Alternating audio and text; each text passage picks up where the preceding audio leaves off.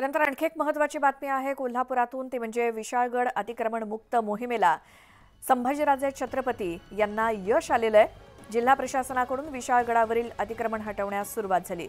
मोहिमेच्या पहिल्या दिवशी 70 अतिक्रमणे काढण्यात आली आहेत। या मोहिमेमध्ये महसूल विभागाचे कर्मचारी 90 कर्मचारी आणि सार्वजनिक बांधकाम विभागाचे अधिकारी आणि कर्मचारी होते।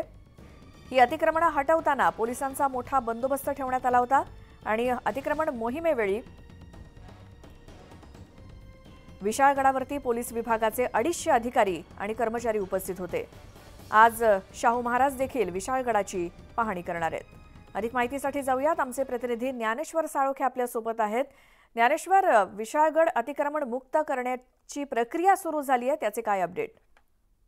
शिवभक्तांच्या आक्रमक पवित्र्यानंतर अखेर आता विशाळगड वरची जी अतिक्रमण आहे ते प्रशासनानं काढायला सुरुवात केलेली आहे। कालपासून ही अतिक्रमण काढायला सुरुवात केली।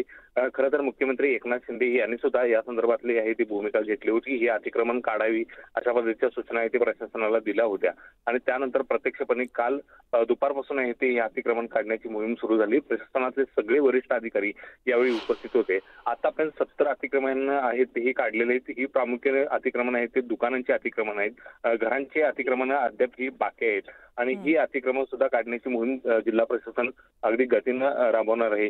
एकूणच पाहायला गेलं तर शिवभक्तांच्या आक्रमक पवित्र्यानंतर आता प्रशासन कुठेतरी नरमल्याचं पाहायला मिळते आणि अतिक्रमणावरती हातोडा फिरवून विशाळगड आहे ते अतिक्रमण मुक्त करण्याचा पवित्र आता प्रशासनाने घेतलेलं आहे। त्यामुळे सर्व स्तरातून आहे जिल्हा प्रशासनाच्या भूमिकेचं या ठिकाणी स्वागत होते। मात्र ही सगळी 158 जी अतिक्रमण आहेत ती पूर्णपणे नेस्तनाबूत प्रशासन करणार का हेच आता पाहणं महत्त्वाचं असणार आहे। बिलकुल ज्ञानेश्वर, धन्यवाद या माहितीसाठी।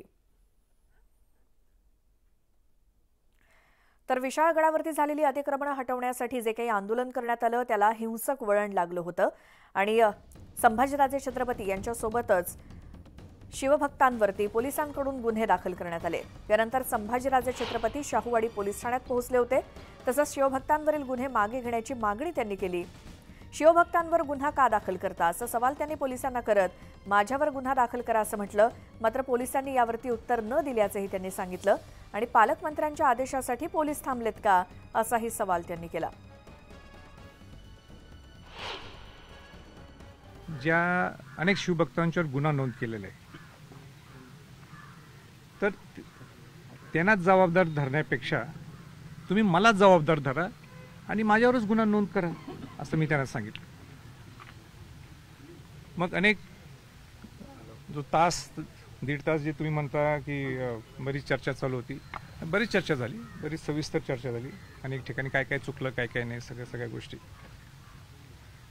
त्यात मी त्यांना सारखं विचारतो होतो की माझ्यावर गुन्हा नोंद झाला आहे का, आणि त्यांनी आता शेवटपर्यंत त्याचं उत्तर दिलं नाही मला।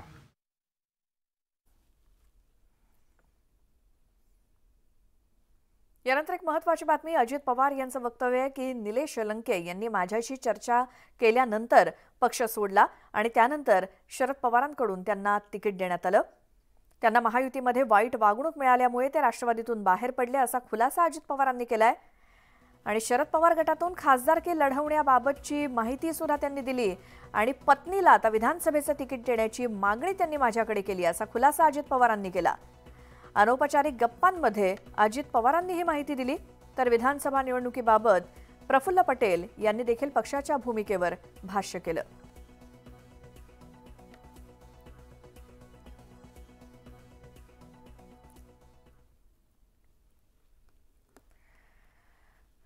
तर निलेश लंके यांनी देखील अजित पवारांना टोला लगावलाय, ऐकूयात।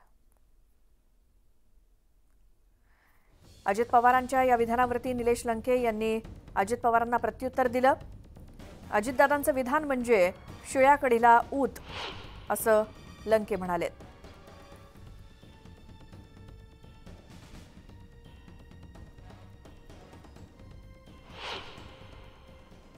शेवट आता लोकसभेची निवडणूक झाली, मोहिते पाटील पण निवडून आले, त्या गोष्टीला आता काय महत्त्व राहिलेलं नाही। त्या चर्चेला आता मला येताना मी काहीतरी मला कुणीतरी बातमी दाखवायला मी मला आता लोकसभेची निवडणूक झाली, मी खासदार झालो, तिकडं मोहिते साहेब पण खासदार झाले.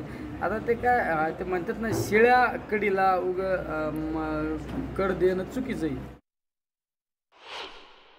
दादा हे महायुतीचे एका घटक पक्षाचे नेते, त्यामुळं त्यांच्या पक्षाच्या आणि त्यांच्या महायुतीचा तो अधिकार आहे कुठल्या जागा घ्यायच्या कुठल्या नाही घ्यायच्या. त्यामुळं आपण त्या गोष्टीवर भाष्य न केलेलं बरं. शेवट आम्ही आदरणीय पवारसाहेबांच्या नेतृत्वाखाली काम करतो. त्यामुळं आम्हाला पवारसाहेबांच्या नेतृत्वाखाली कशा जास्तीत जास्त जागा निवडून येतील याचा आम्ही विचार करणं अपेक्षित आहे. त्यामुळं त्यांच्या वक्तव्यावर त्यांच्या वर आज त्या गोष्टीवर बोलणं योग्य नाही.